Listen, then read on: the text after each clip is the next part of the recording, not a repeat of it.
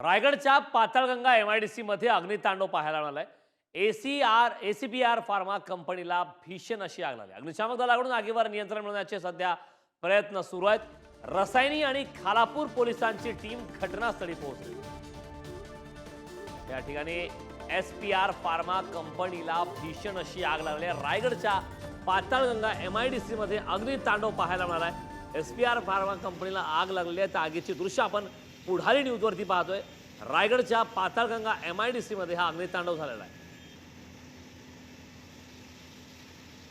रायगडमधली ही दृश्य आपण पाहतोय, ज्या ठिकाणी आता रायगडच्या पाताळगंगा एमआयडीसी मध्ये अग्नितांडव पाहायला मिळालाय।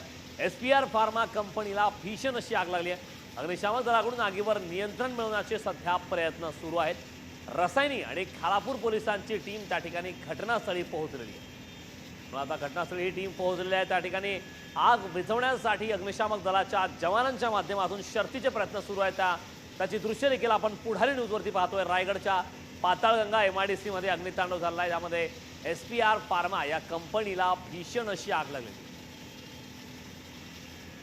रायगडच्या पाताळगंगा एमआयडीसी मधली ही दृश्य आपण पाहतो, ज्या ठिकाणी एसपीआर फार्मा कंपनीला भीषण अशी आग लागली।